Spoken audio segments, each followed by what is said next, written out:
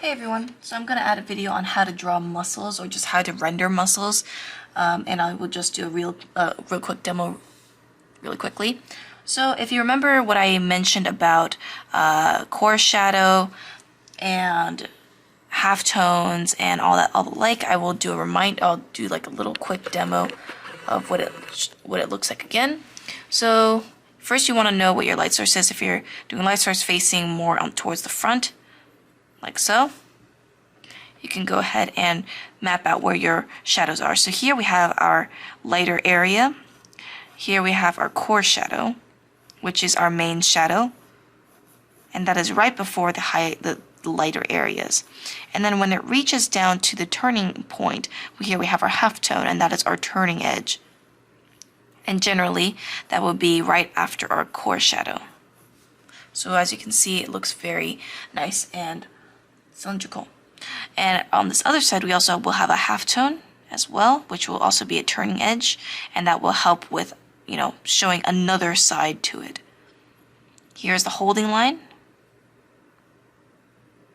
You don't have to really worry about a highlight too much, especially when it comes to skin, unless it's very oily. So that is your core shadow, the darkest parts, core shadow, your turning edge, or your halftone, HT, and then your actual holding line. So once you guys understand how to do that, then you're pretty much ready to know how to render muscles or draw muscles. So when I draw muscles, let me go ahead and zoom out again. So when I draw muscles, I always make sure to understand the form first. For instance, if it's like a tube, just kind of understand that there is a starting point and then a more tubular form, and then the ending. Other ways could be something like, actually let me go and zoom. Other ways can be done, such as, kind of putting these into little ribbons that kind of curl inward. Or you can overlap these two as well. So let's kind of go ahead and shade these. So I'm going to darken these just for demonstration's sake. You guys can do that too. Just darken all these as the holding lines. So if I'm going to draw or shade in a muscle that the light is facing towards this, I first want to block in a nice halftone first. And then later on, kind of just anything that is facing away from us or away from the light gets dark. And as you can see, just by putting in the halftone, it already starts looking, nice and voluminous, especially when I add a little bit of a bounce lighting from the back. Now that is just more of a more artistic way to do it. It kind of gives another form to the actual muscle. So you can add that little lighter edge if you want. I like to add it just because it looks nice. And then here we have our core, which is just before our lighter areas. And then it fades into a halftone. So as you can see, looks really, really nice. And then here we also have another turning edge, so we're just going to do a halftone for that as well. And then you can see nice and full-bodied. Same thing here. If the light is facing more upwards and the light is this way, or going more of this direction, we can go ahead and understand where our core is. So our core is down here as it rotates downward.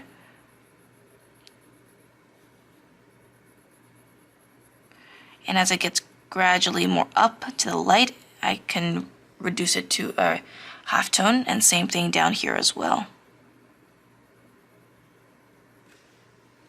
And I can also do a turning edge right above, which is our halftone. And as you can see, because we have 3 values, it works really well. So once again, we're going to do that again. So here, let's do a halftone first. Notice how my hatching is more towards the direction. It's not just going straight down, it's following the form. And that's really important. So here's our core, and there's our half shadow, or halftone. And then we can also add a little bit of halftone up here as well. And once again, we can go ahead and do the same thing. Halftone. and core shadow. And then here we have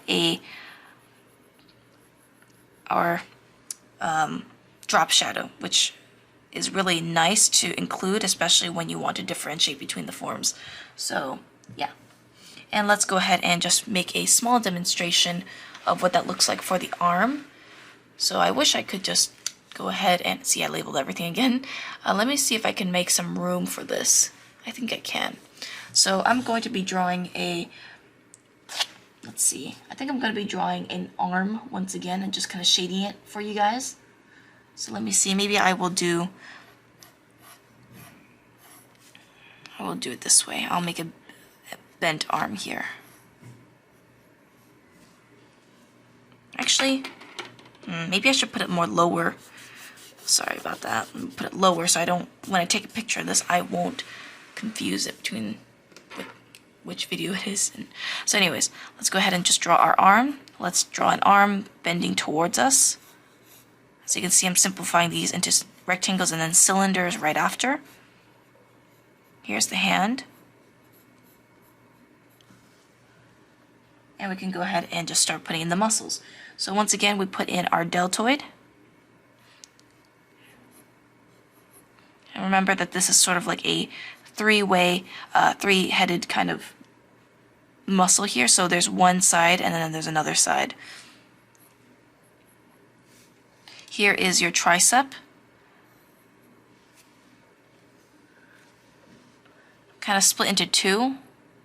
And then it trails all the way down to the elbow. Here we have our bicep.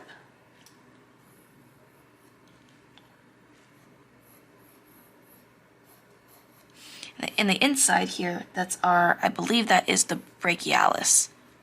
And then our forearm muscles, which can be just simplified into a group of muscles.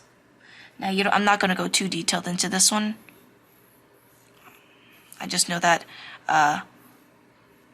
there is just a group of muscles going down here. I'm not going to list all the names, but I would just say that this is your simplification of the arm. And I think that this is your extensor digitorum, whichever it is. This is facing the pinky. Actually, no, this is your brachioradialis. This is your upper muscle right up here that folds over because it's on your radius. Yes, I was correct. There's one side that is your brachioradialis, and then the others, and the bottom side, sorry. Let me check. Yeah, this is your brachioradialis. This is your extensor digitorum. No, extensor carpi radialis longus, whatever it is. And then the other groups where I'm not going to get into all this stuff. So anyways, this will be all I will draw for the forearm because that's just way too complicated. If you want to take an anatomy course, go ahead and do that. I think I will make a more intense anatomy course, which I will go over all the muscles. But for now, as a beginner, just understand that this is what the forearm looks like. So top part, that's rotating on top, and then I will put in the bottom that curves downward. Especially because you won't really need this as much. You just got to know what it looks like in the inside. So you guys can basically just draw this from the outside. So basically, a little sneak peek of what the outside could look like without the whole muscle structure. We can just cover it with skin. You have your bicep. Sorry, not your bicep, your deltoid, your bicep, your tricep going on top, and then you can kind of indicate where all the muscles are. And here's your elbow. And basically, that's all you really need to draw. But you just got to understand what this looks like on the inside to be able to draw what's out here. Anyways, I'm going to be shading this. So let's say the light is going up here, just more frontal lighting. Very, very basic. So anything that is going away from the light will be darker, and anything that's going away from us as well, into the distance, will also be darker.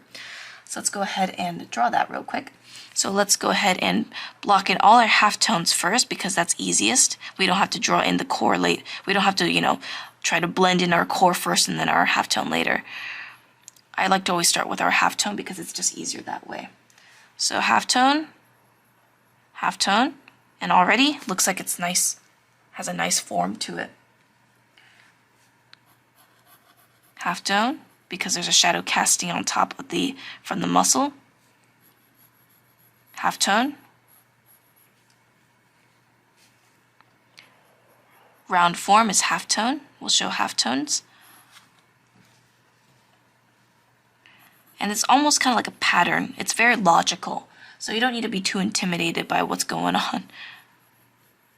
So as it goes away, you want it to be darker. And in this case, I will just put the halftone down below. So hopefully that looks pretty good. Yep, that looks good. Now let's put in our core shadows, which is our darker darks.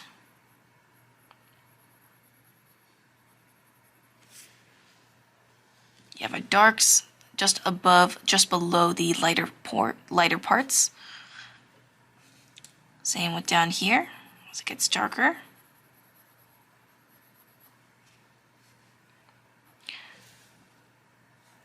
Here we can make it just a little bit extra darker just to have some nice form to it. Now this is a very kind of academic way of shading stuff. You don't have to do it like this. In fact, I will make a simplified version on this side. But I will go over shading more in depth later. Now here we have our drop shadow, or our heaviest shadow, or cast shadow. Some people call it cast shadow, some people call it drop shadows, whichever it is. It's just to show some nice depth and form.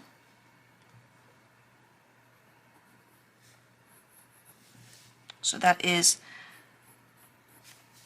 your arm shaded. And of course I'm going to be doing this on this side as well. So let's go ahead and do some halftones. It's the same lighting.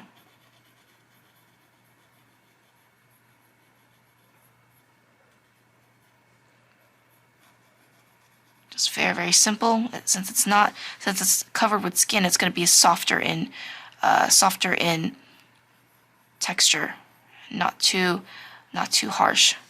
So even just like this is probably enough with a little bit of core shadow and a little bit of halftone. If you want to add a little bit of darkness to that, feel free to do that. That's perfectly reasonable too.